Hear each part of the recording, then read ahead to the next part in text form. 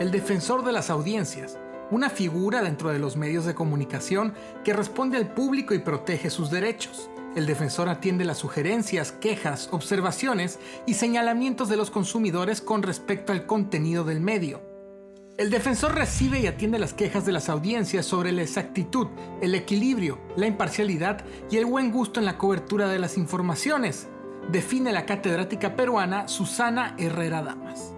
Aunque ya había algunos antecedentes, la figura nace a finales de la década de 1960 en los Estados Unidos, en el Louisville Courier Journal, como una forma de recuperar la credibilidad ante los lectores.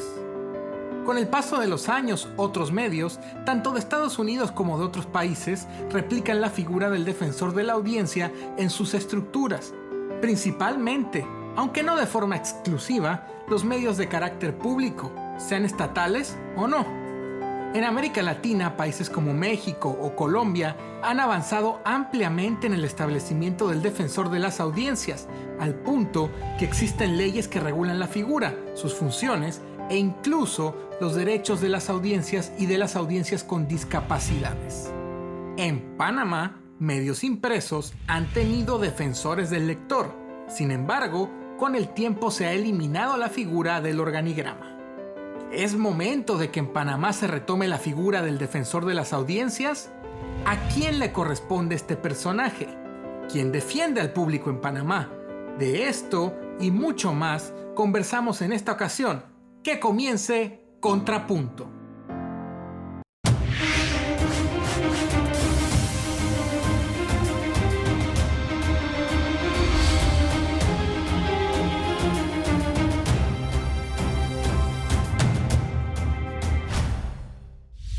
Bienvenidos a una nueva edición de Contrapunto, el cuarto poder en tiempo de crisis. Estamos a través de las pantallas de SER TV, Canal 11. Yo soy José María Torrijos Legaspi y los estaré acompañando durante la próxima hora. Gracias por dejarnos entrar a sus hogares.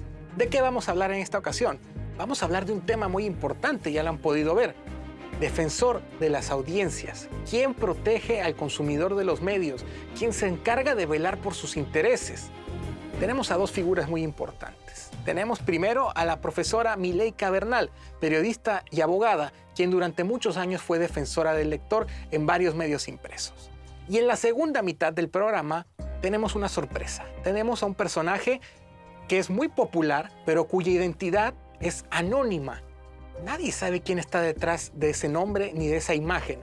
Me refiero a El Titín, el crítico de televisión por excelencia acá en Panamá. Durante 11 años, él ha estado hablando sobre lo que se hace en los medios de comunicación, principalmente en la tele, evaluándolo, criticándolo, aconsejando. Sus críticas muy temidas por muchos en los medios de comunicación. Él hizo una excepción y de cierta manera conversamos con él gracias a la tecnología. No pudimos ver quién era, pero pudimos escuchar, pudimos saber qué es lo que piensa sobre temas relacionados a las defensas de las audiencias, desde su perspectiva de crítico, por supuesto. Vamos primero con la profesora Mileika Bernal. Vamos a escuchar sus reflexiones, su punto de vista, y ya volvemos aquí en Contrapunto. Profesora Mileika Bernal, gracias por estar con nosotros, gracias por acompañarnos en Contrapunto, bienvenida. No, gracias a ustedes por invitarme y por tomarme en cuenta para hablar de un tema interesante para el mundo del periodismo hoy día. Por supuesto. Profesora, bueno, usted es periodista, usted es abogada, pero vamos a enfocarnos un poquito más en el tema periodístico y particularmente en el tema del defensor del lector. Usted fue defensora del lector en varios medios durante bastante tiempo, pero quizás para algunos el término no está del todo claro o no se entiende el concepto. Y creo que deberíamos empezar por ahí. ¿Qué es un defensor del lector, profesora? Sí, José María, mira, el defensor del lector es un periodista, como también puede ser un profesional de cualquier otra disciplina, pero es una persona que está dentro de la redacción, en el seno de la redacción de cualquier medio de comunicación, pero que no forma parte de la producción de noticias diarias. Es un vigilante de que las cosas que se publican cumplan con las normas éticas, con las técnicas periodísticas que deben usarse, y que está ahí, y que no se mete nunca en la producción de ninguna información. Solamente está ahí para ver lo que se publica al día siguiente. O sea, no entra en la parte, no entra en la parte editorial, por llamarlo de alguna manera. Nunca, nunca, nunca, nunca, nunca. No tiene potestad para hacer nada antes de que el producto sea publicado, ya sea en cualquiera de los medios, ¿verdad? Televisión, radio, periódico. Solamente ve lo que se publica. No ve nada antes, porque si lo ve antes se convertiría en un censor. Y esa no es la idea. La idea es el punto de encuentro, hace el defensor del lector, entre los periodistas de las redacciones, los editores, los miembros de junta directiva, porque abarca todo, abarca el presidente, el vicepresidente, el editor, el jefe de redacción, el director de periódico y la audiencia para la cual trabaja el periodista. El periodista produce noticias para la gente, para la audiencia. Entonces, es ese punto de encuentro el que busca un poco el equilibrio, digamos, más que nada ético, ¿verdad? En el que como debe actuar un profesional de la pluma y como también debe actuar la audiencia que los escucha, porque no siempre la audiencia tiene toda la razón. Profesora, justo en ese sentido, es el tema ético, o sea, el defensor, por ejemplo, bueno, en el caso de los periódicos del lector, el defensor de la audiencia en otro tipo de medios, solamente se mete con temas, por ejemplo, de derechos humanos, de que haya el debido equilibrio, pero de forma, por decirlo de alguna forma, pero nunca de fondo, o sea, no se mete nunca con el tipo de publicaciones que hace el medio, o me equivoco. Y Sí. no solamente de derechos humanos, se mete en todo, más bien políticos, porque el político es el que más reclama cuando uno está en los medios, ¿verdad? Por ejemplo, te doy un ejemplo, yo atendí a un funcionario de alta jerarquía en el país, haciéndome un reclamo como defensora cuando trabajaba para la prensa. Y él me exigía a mí que por qué su noticia se puso en primera plana, porque la noticia obviamente no lo favorecía. Y él cuestionaba en este caso la jerarquía que se le había dado a la noticia, él se había puesto en la primera plana. Y él decía que por qué lo ponías en la primera plana. Entonces, por ejemplo, en ese caso no hay reclamo con validez, porque la autonomía dentro del periódico le pertenece al director y a su junta de editores. Ahora, profesora, ¿por qué es importante que las audiencias, que los lectores, las audiencias en general, tengan un espacio y tengan la posibilidad de reclamar o de pedir aclaraciones o que tengan simplemente un espacio para expresarse y que se tomen en cuenta sus puntos de vista? ¿Por qué esto es tan importante? Fíjate que una de las cosas que percibe la audiencia en términos generales y en términos para todos los medios, es que los medios son cosas inalcanzables, que el medio tiene todo el poder para decir todo lo que quiere, pero que yo como audiencia que los leo, los compro, los sintonizo, yo no tengo espacios para mí y nadie se acerca a mí. Porque también, y mi experiencia, o sea, las personas llegan con una cartita a la recepción del periódico y no sabían a quién llamar. El director de noticias no puede bajar a atender a una persona porque están en sus menesteres. Entonces, hay una desigualdad en el medio y la audiencia. Sin embargo, yo trabajo para ti, ¿verdad? O sea, mi opción primera es la audiencia. Y entonces yo no tengo forma ni medios accesibles para llegar al periódico. O sea, cómo llego, a quién yo a quién llamo, a quién le pregunto, a quién me puede dar una explicación a mí. Entonces, cuando se establece la figura del defensor del lector, ese panorama cambia completamente. Porque ya yo sé que hay una persona que está ahí y que está en la obligación de atenderme a mí como audiencia y no a los periodistas como profesionales que trabajan en el medio. Porque eso me ocurría mucho, porque los periodistas pensaban que yo los tenía que defender a ellos, porque yo también soy periodista, y porque entonces yo tenía que identificarme con ellos y con el medio, y no con la audiencia que se sentía afectada por una información. Yo como... te cuento, Ajá, te la cuento escucho. una anécdota de los primeros días que estuve ahí, que llegué a la Defensoría del Lector de la Prensa, cuando un señor me manda una carta y me dice que un fotógrafo le había tomado fotos a su hijo haciendo alguna actividad, esas fotos que usualmente se recogen, y que su niño a partir de eso sintió miedo y no quería volver a la escuela, porque le habían tomado una foto y esa foto había salido en el periódico. Es un niño, eran personas que no tienen medios para llegar a los medios, pero se sintió afectada. Y a mí me tocó llamar al fotógrafo. Y al fotógrafo que tocó ofrecer las disculpas en la columna que yo hacía cada semana, en la que tocaba temas, toqué el tema y el fotógrafo aceptó que había traído la foto y que la habían usado para el periódico, y el niño se sintió afectado por eso, porque él no entiende qué era eso. Claro. Entonces, Ahora, escucho. Sí, no, cosas como esas. Entonces, esa es la importancia de tener y si es periodista es mejor. Yo considero que el periodista tiene manejo de las técnicas y puede entender ambas partes y saber buscar el punto medio, el equilibrio, ¿verdad? Porque tampoco se trata de no publicar informaciones en los medios porque puede afectar a alguien. Se trata de que si eso ocurre, esa persona tiene a un representante, a una persona que está exclusivamente para él, y su nombre lo dice, es el defensor del lector, que lo puede escuchar y de repente aclararle por qué sucedió, por qué se publicó o se lanzó al aire una noticia en determinada forma, ¿no?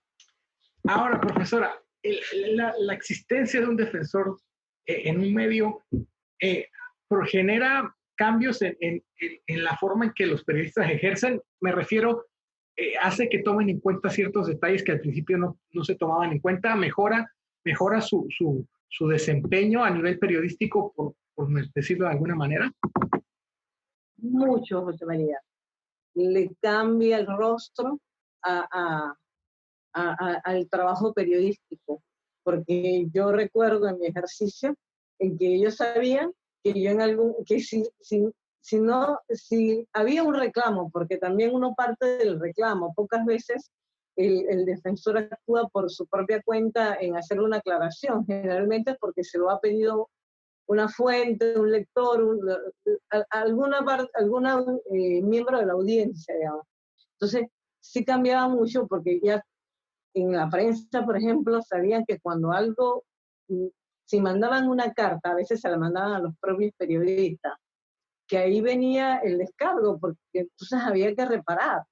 Y también construía la presencia del defensor del lector dentro de la redacción una cultura, una especie de cultura de reconocimiento de que no hemos hecho las cosas bien. Y ahí voy a usar una anécdota que siempre usan, se la enseñan a uno en la universidad, es que los periodistas, los médicos entierran sus errores, pero los periodistas los hacen públicos. Entonces, cuando uno hace público algo, uno sabe que puede haber daño, que puede haber afectación, y por tanto tiene que haber una cultura de reconocer errores que se cometen en el ejercicio profesional. Como tú dijiste al principio, yo soy abogada también, llevo ya 10 años de ejercicio como abogada y también he cometido errores, pero nadie se entera y yo los reparo, ¿verdad? Hice esto, hice un escrito que no estuvo bien, que no me fundamenté bien, entonces mi consecuencia es que yo misma pago lo que hice, digamos, pero el abogado, el médico también. En todas las profesiones se cometen errores, pero el problema o la gran diferencia es que en los medios de comunicación se hacen públicos. Ahora, profesora, ¿cómo es? Podríamos decir, si habláramos en lenguaje policíaco, que un defensor es como asuntos internos dentro de una estructura, de un medio de comunicación. ¿Cómo es la recepción de los compañeros con el defensor? no llega a haber en algún momento fricciones o no llega a ser señalado como y perdón la palabra, el sapo. Mira que eso me trae muchísimos recuerdos. Yo tengo periodistas, de todo en la prensa, fue mucho más porque yo ahí duré más tiempo siendo la defensora. Estuve por un periodo de 2 años primero, me extendieron un año más y luego volví a la defensoría del lector. Y todavía hay periodistas que no quieren saludarme. Eso era muy común. El día después de la columna, yo tenía que tener mucho cuidado cuando me paseaba por la redacción, porque los periodistas se gustaban, porque si hay alguien que no quiere aceptar que cometió un error, es el periodista. O sea, el periodista en eso tiene una actitud de no reconocer, o sea, no quiere aceptar que se equivocó. Aun cuando yo me cuidaba mucho de hacer ese señalamiento al periodista cuando se equivocaba o cometía un error, porque yo lo hacía con herramientas técnicas. Entonces hay que tener muchísima fortaleza para quien hace ese trabajo, porque eso que tú mencionas va a suceder. El director siempre se ponía bravo conmigo. Cada vez que salía una columna, el director siempre estaba bravo conmigo. O la directora, cuando, lo que me tocaba, siempre. Eso siempre, ¿por qué? Porque yo estaba cuestionando lo que ellos habían aprobado la noche anterior para que saliera publicado. Entonces, obviamente, estoy dando siempre, el defensor daba siempre en la llaguita, donde más dolía. Ahora, profesora, acá en Panamá, en el caso de Panamá, son los periódicos los que han dado ese primer paso en el tema de las defensorías. Desafortunadamente, pues con todas la crisis que ha habido en los medios de comunicación, no hablemos de crisis de periodismo, sino crisis en los medios de comunicación, que creo que es distinto, pues al reducirse a la estructura, las defensorías han sido también de las afectadas.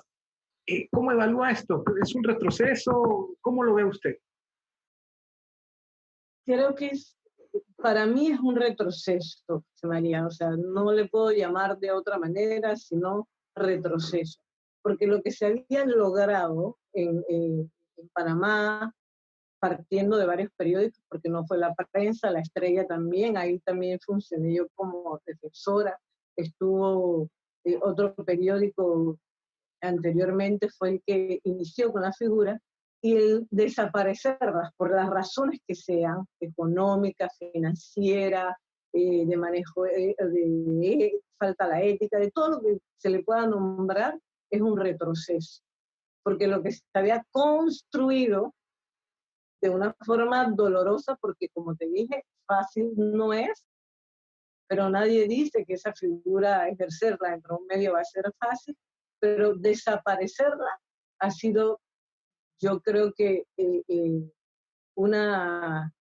un punto negativo para todo el periodismo nacional, porque a partir de ahí hubo muchas discusiones éticas de las cosas que sucedían incluso a nivel nacional con respecto al periodismo. Se comenzó a dar un talante distinto, y con un manejo ético mucho más profundo. Se comenzó a ver el tema ético entre los periodistas también con más frecuencia. Dentro de dentro del propio medio había discusiones éticas sobre cosas, y el punto de vista del defensor siempre era el punto de equilibrio, el punto medio. Ahora no. Y te voy a añadir esto, José María, en este momento en que las redes sociales se han apoderado básicamente, de verdad, de la información, de la verdad, y la verdad transformada en mentira y en anuncios que no son ciertos, y que a mí, que soy técnica en periodismo, que tengo conocimiento de derecho, yo tengo que tener mucho cuidado con lo que yo creo y no creo. Yo no debería hacer eso, o sea, de lo que sale publicado en las redes sociales. Entonces, si en las redes sociales hay un libertinaje, digamos, para publicar cosas, entonces, ese sería un punto de fortaleza para cualquier medio de comunicación, televisión, radio y prensa, de tener a su defensor del lector para que le dé un poco de garantía a esa audiencia de que por lo menos ahí hay alguien que me representa. Porque cuando vamos a las redes sociales, nadie representa a nadie. Todo el mundo puede decir lo que quiera, pero no hay como esa persona a la que yo puedo acudir como audiencia, ¿verdad? las redes han bajado un poco a la realidad, a los medios, han acercado o le han dado un poco más de poder al lector o a la audiencia, no solamente al lector, a la audiencia en general. No, José María, no, porque tú tienes formas de llegar, pero que yo llegue no significa que lo que yo piense o lo que yo diga no significa que es lo que está pensando toda la audiencia. ¿Ya? Entonces tú puedes publicar, digamos, la prensa publica algo, la estrella publica algo, yo vengo abajo y te digo, pero no necesariamente ese es el punto de vista de la población.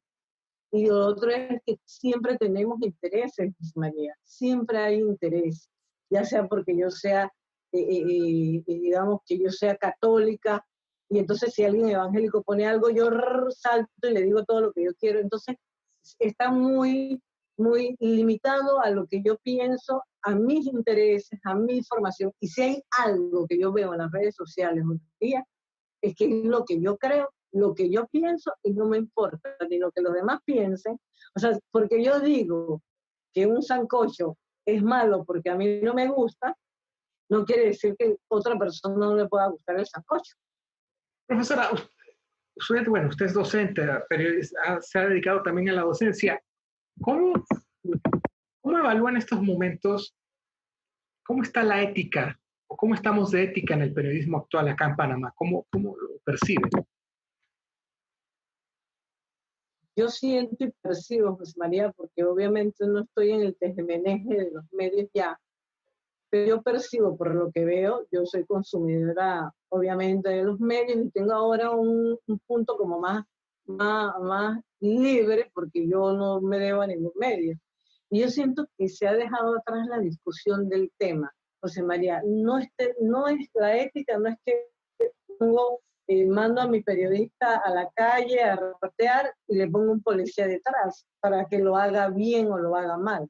La ética es la discusión de las cosas bien, es el deber ser, y la discusión del tema es que yo lo puedo hacer de esta manera y lo puedo hacer de esta. Entonces, ¿cómo discutir sobre esto? No es que lo malo lo sabemos, o sea, una noticia que no tenga una fuente no se debe publicar. Eso todos lo sabemos, eso no es una discusión ética, ¿verdad? Pero ¿cómo lo hago? ¿Cómo lo hago? Esas discusiones, yo siento que sobre todo, y percibo, no estoy 100% de dar una Sí, no es una opinión. verdad absoluta. Exacto, pero yo siento que sí falta esa discusión, falta incluso esa discusión en los medios. O sea, a mí me sorprendió que me llamaras para hablar de esto, porque ese tema ya nadie lo discute en los medios. ¿Por qué no dar espacio? Por ejemplo, en Colombia, los canales de televisión, los dos más importantes, RCN y Caracol, ellos tienen defensor del autor. Uh-huh. Y ahí se hace una discusión porque, aunque sea a las 11 de la noche de un día, le dan un espacio al defensor del lector para que hable de las cosas que la audiencia está reclamando. No es lo que el defensor quiere decir y le interesa y quiere estar apareciendo, es lo que la gente que lee, que se levanta en la mañana y que prende el noticiero, que va a un kiosco de un periódico y lo compra, es lo que esa gente está pensando. Entonces yo creo que esa discusión se ha dejado de lado, me parece a mí, y esa discusión no se puede dejar de lado. Ahora, profesora, ¿usted cree que debería regularse o debería legislarse para que todos los medios, por más pequeños o grandes que sean, tengan su propio defensor, o cree que esto tiene que ser un llamado natural de cada compañía de medios? ¿Por dónde podemos ir? ¿Cuál podría ser la ruta? Yo estoy convencida de que debe ser un llamado natural de los medios y que debe estar contenido incluso en sus manuales de ética, que debe en sus códigos de ética, en sus manuales de redacción, debe estar sí contemplado. La prensa lo hizo, tenía su manual de redacción, y cuando entró la figura del defensor del lector, le hizo una modificación y lo incluyó y le dio sus pautas, cómo tenía que manejar el tema en los medios. No puede ser obligatorio, no puede ser. O sea, la conducta humana en ese sentido de la ética no se puede regular con la ley, porque ya usted sabe que como los abogados le van a encontrar entonces la quinta pata, porque así es. Entonces, se va a perder la esencia, y su esencia debe ser natural, debe moverlo el deseo de que la gente para la que yo trabajo todos los días, para la que yo me esfuerzo todos los días, tenga una persona que los atienda y que cuando sea necesario públicamente, ese es otro aspecto importante, que sea público, porque el daño que los medios hacen es público. El médico solamente se comunica con su familia, con la familia de, del fallecido y ya, nosotros no, o sea, nosotros hacemos una afectación o también, no es todo lo que se hace en los medios es malo, pero cuando ocurre, entonces es en público, por tanto eso tiene que ser corregido en público también, aunque duela, porque duele. Puesto. Ahora, profesora, para ir cerrando, bueno, ya mencionaba algunas cosas, pero si tuviera que mencionar tres logros en particulares de su periodo como defensora del lector, más allá de del medio que fuera, sino en general, ¿qué siente que se logró o que se obtuvo al estar usted o al existir ese puesto? Y yo pienso que el primero va en función mía, y te lo voy a decir así porque ¿qué fue el logro que obtuve? Fue poder ver el oficio del periodista desde la otra orilla, José María. Y es muy distinto verlo desde la otra orilla, con los zapatos del lector. ¿Ah? Porque me hizo a mí me hizo comprender que este trabajo tiene un alcance muy, muy grande, que también como se hace el bien, porque no lo he dicho y no lo he repetido, pero así como también se hace el bien, también se descubren actos de corrupción, también se logra sacar funcionarios corruptos de sus puestos, también comete errores. Y no hay nada más placentero para un periodista que tener la capacidad de poder ver el oficio desde la otra orilla. Eso creo que para mí fue fundamental y de ahí en adelante siempre lo he visto así. O sea, me dio un balance distinto, aunque a mí siempre me gustó pues hacer las cosas bien. Lo otro fue establecer que en el medio se estuviera al tanto de algo que la defensora iba a decir. Pasó esto, ¿qué dice la defensora hoy? En las columnas que se convirtieron en una docencia. Yo recibía feedback, incluso funcionarios que me llamaban y me decían, aprendí. Entonces yo no solo estaba afinando las herramientas periodísticas desde el punto de vista ético, sino que también docente. Y eso sirvió mucho para las generaciones nuevas que estaban en los medios, pero también para la sociedad, porque comenzó a entender cómo es este asunto mágico de los medios de comunicación. Y lo otro que me pareció importante, tú me pediste 3 puntos, llevo 2, te digo uno más, es que, por ejemplo, cómo comenzaron a ver los directivos, que en la mayoría no son periodistas, el periodismo dentro de su empresa. En el caso de la prensa, la junta directiva estaba muy pendiente y comenzó también a ver desde la pluma de la defensora del lector un aspecto que probablemente no puede tener claro un financista, un abogado, un médico, y comenzó entonces a ver esa parte. Entonces yo creo que tanto fortaleciendo un poco el tema de los periodistas, la docencia para los lectores, la docencia para las fuentes, José María, que creían también muchas veces que tenían el derecho absoluto y no siempre era así, y para los dueños de los medios. Entonces fue como una combinación de cosas y ahí entonces, humildemente, nuevamente le digo que me permitió a mí poder ver este oficio con otros ojos y con otro interés más fuerte, que era la de los lectores, la audiencia.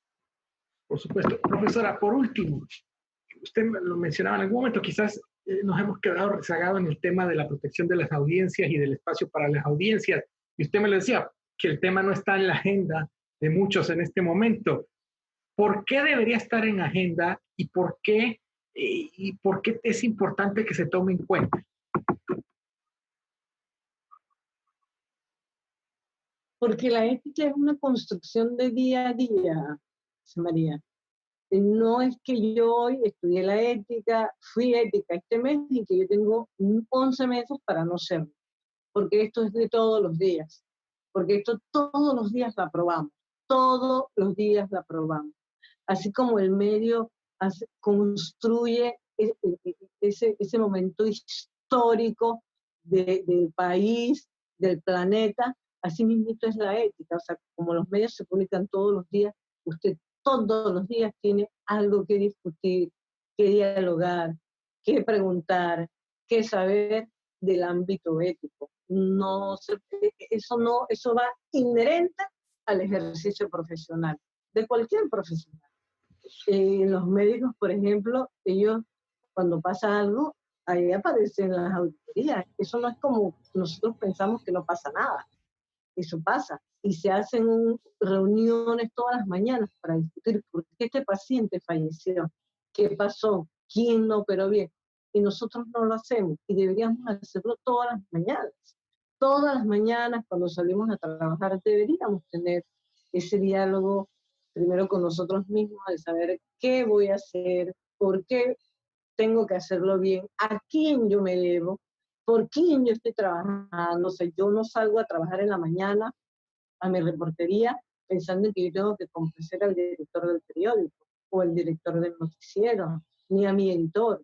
Yo tengo que salir pensando en que yo le debo una verdad a un montón de gente que tiene la esperanza y que tiene la confianza en que yo le voy a dar un buen trabajo. Que no tenga dudas que lo que yo firmo con mi nombre, eso es verdad, porque esa periodista publica la verdad. Entonces tiene que ser todos los días, o sea, no puede ser que, pues tuvo un tiempo de auge porque había defensor del lector, venían conferencistas internacionales, los periodistas panameños salían a otras partes a formarse, yo tuve esa oportunidad. Entonces ahora como ya no está de moda, entonces ahora no. Esto no tiene que ver con la moda, no tiene que ver con que hoy tengo pereza y mañana no, mañana sí, hoy quiero trabajar, mañana no. O sea, eso no tiene nada que ver con eso. Tiene que ver con el deber ser del profesional, sobre todo el periodista, por lo que ya antes he mencionado, y tiene que ver con el buen ejercicio de la profesión, mantener esta profesión en alto, o sea, no dejarla caer. No puede ser que la gente diga, yo no creo que... Eso salió en la prensa, pero yo no lo creo. Eso lo escribió Mileika, pero yo no lo creo. Tiene que ser que que tiene que tenerla, y parte de la función de un defensor del lector para ir aterrizando es precisamente fomentar la credibilidad en el medio. Que mi responsabilidad está por encima de de mis intereses. Es decir, yo escribí una noticia, cometí un error y yo rectifico ese error. No, decían los periodistas, me doy un tiro en el pie. No, yo estoy reconociendo que cometí un error y en ese sentido la audiencia cree más en mí, porque sabe que si yo me equivoqué, yo voy a tener la valentía de rectificar. Entonces, no se puede dejar de lado. Eso tiene que ser una discusión diaria, un tema diario en las redacciones. Deberíamos tener defensores del lector en todos los medios, incluso en la radio.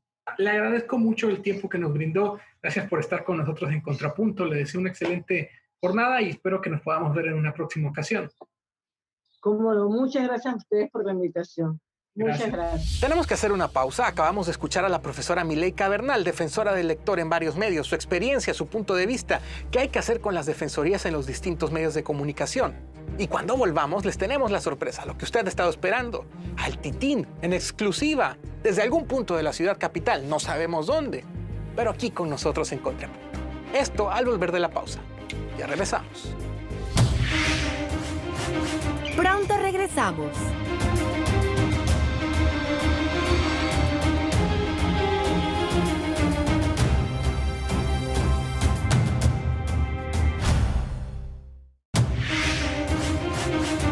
Estamos de vuelta.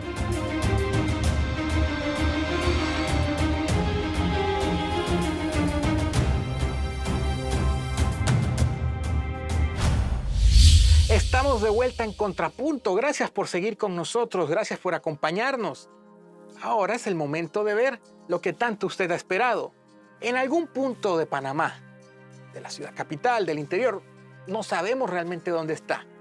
El Titín, el terror de muchos productores, el terror de muchos medios de comunicación, crítico televisivo durante 11 años, experto en este medio, pero ¿quién es?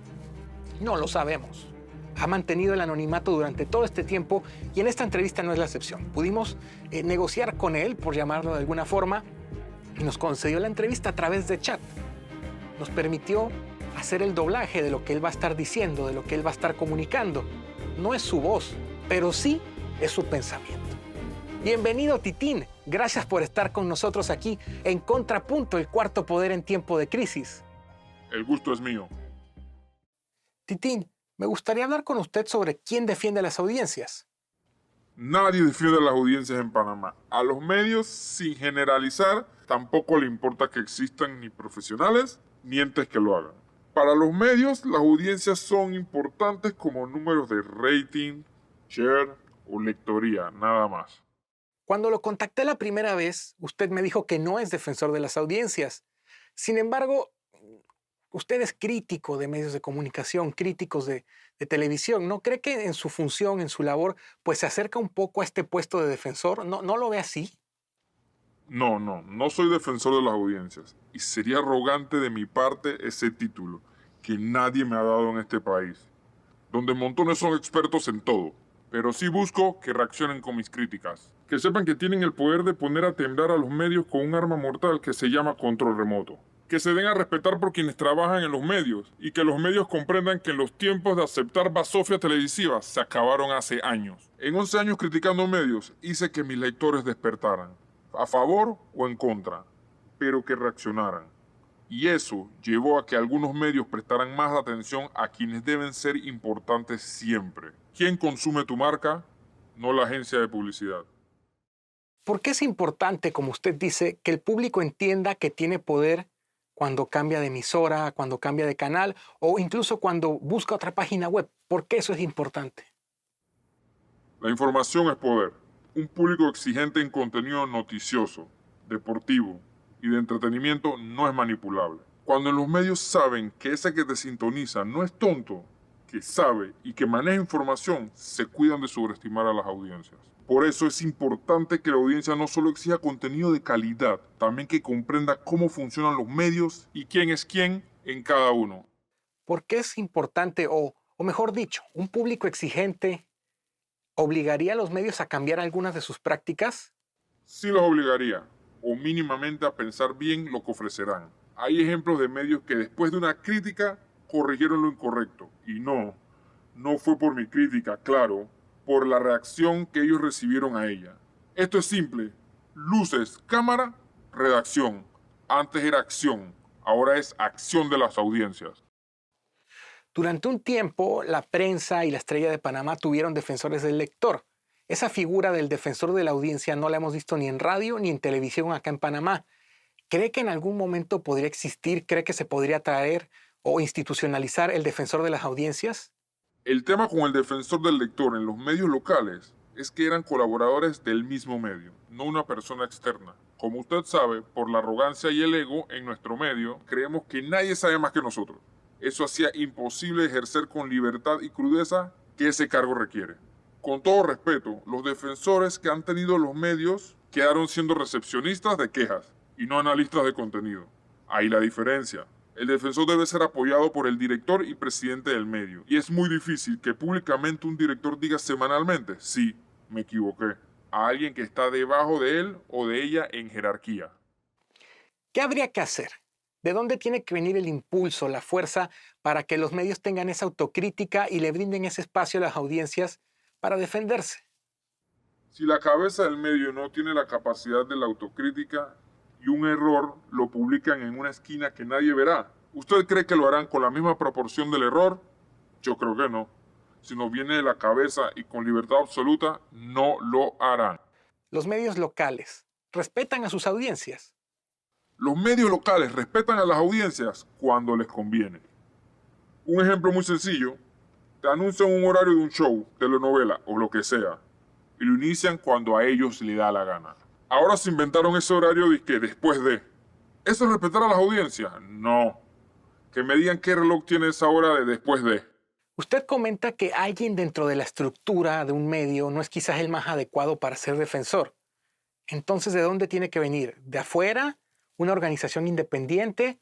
¿Cuál podría ser la opción? Debe ser una figura experta del medio y que tenga conocimiento de medios.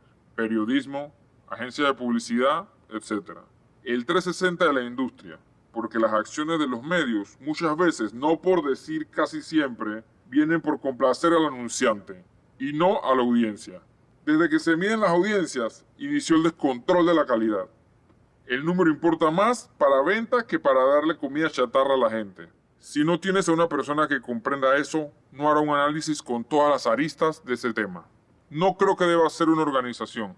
Si un medio respeta a su audiencia, contrata, deja trabajar con libertad y paga a un defensor, esa es una muestra de que le interesa a la audiencia de verdad. Aquí hay un consejo de ética de los medios dentro de la CNP, creo, que se supone recibe las quejas de las audiencias. ¿Qué hacen? Por lo menos yo no lo sé. Y sus resoluciones ni nos enteramos si es que hay. Aquí hay autorregulación y no siempre es tan efectiva. Al principio, usted me comentaba que la gente tiene que conocer más de medios.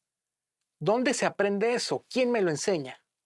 Las audiencias tienen que aprender de medios leyendo, indagando, dándole seguimiento al manejo de ciertas informaciones y ahí van construyendo por dónde va la situación. Dependiendo del medio, deben leer todos los diarios del país, todos, aunque no les gusten, para que vean las diferentes verdades de cada uno y sepan realmente qué es lo que pasa sobre un tema. Igual con los noticiarios. Si una persona se siente agraviada por una publicación, algo que saca un medio, ¿a quién recurre? ¿Estamos indefensos ante lo que hacen los medios? Se supone, reitero, que está la CNP para reclamar o poner su queja. Yo creo que están indefensos. ¿Son las redes sociales vitrina suficiente para que la gente se exprese? ¿Qué tenemos que tomar en cuenta con respecto a las redes? Voy a ser muy duro con este término y le pido disculpas a usted y a la audiencia. Las redes sociales, sobre todo Twitter e Instagram, son como letrinas repletas de excremento, donde muchísima gente tira lo que yo denomino heces verbales. Son espacios que promocionan la irresponsabilidad, el odio y la noticia falsa. Ahora también hay quienes la usan bien y no sé si es la mayoría. Son espacios de abuso de la llamada libertad de expresión, donde muchos se escudan en ella para atacar, difamar y ofender. Otros, los bien informados, saben destacar lo que sirve y lo que no. Eso es muy peligroso. Sí, muy peligroso, porque los medios le dan vitrina casi que parece por contrato a los mismos opinólogos de siempre, que igual te hablan de pandemia que de Miss Universo o de la polla de la 24. La gente recurre a Twitter como su espacio para decir lo que ellos piensan o sienten. Entonces, alguien con poder, con dinero, va a decir lo que la gente quiere escuchar. Paga call center para que les defiendan y repliquen lo que ellos quieren y manipulan a una masa, que muchas veces ni cuenta se dan que precisamente por falta de información o descontento por algo les siguen la corriente. Muy peligroso lo que pasa en las redes y no solo en Panamá. Titín, para este programa de hoy, además de usted, pues entrevisté a la profesora Mileika Bernal, que fue defensora del lector en La Prensa y en La Estrella de Panamá. Y ella me comentaba que le sorprendía mucho que se estuviera tocando el tema de los derechos de la audiencia, del defensor de la audiencia. ¿Qué tendríamos que hacer? ¿Cómo se podría lograr que este tema estuviera en la agenda de los medios de manera más permanente? Que las audiencias lo exijan y castiguen al medio que no les da la importancia que tienen. ¿Cómo se les castiga? No consumiéndoles. A los medios les da terror perder audiencia. Cuando Sanibope viene con números bajos, tiemblan. Y ahora, por la tecnología, los medios saben lo que a la gente le gusta o no en tiempo real. Y si le sumas las reacciones de redes, le da diarrea televisiva. Disculpe, sé que le lee hediondo, pero así es. Igual con los medios impresos, bajan lectorías y sufren. El tema no solo es con los medios electrónicos. Le agradezco su sinceridad al hablar, por supuesto. Para culminar, ¿cree que hay algún punto que debamos abordar, algo que se esté quedando que usted quiera agregar a la conversación? Sí, yo invito a las audiencias a que comprendan que ellos son los mejores críticos de televisión y medios que hay. Que opinen sobre lo que se publica en los diarios y pautan en la televisión. Que les critiquen con respeto, no la forma y el fondo. Que se sepan diferenciar un show visualmente bonito y bien producido, pero sin contenido. O uno feo, pero con contenido. El fondo es más importante que la forma muchas veces. Que no se queden solo en lo estético. Y a los medios y agencias de publicidad que comprendan que las audiencias son importantes, fueron importantes y seguirán siendo importantes. Muchísimas gracias, El Titín. Muchísimas gracias por estar con nosotros en Contrapunto. Espero poder conversar con usted más adelante. Gracias a ustedes por la invitación y el espacio tan importante y necesario. Y gracias a usted que nos acompañó durante esta hora y que siempre nos acompaña aquí en este programa para hablar de medios de comunicación, de periodismo, de comunicación en general. Gracias por su sintonía. Será hasta una próxima ocasión aquí, a través de las pantallas de SER TV. Yo soy José María Torrijos Legaspi y le deseo una excelente noche.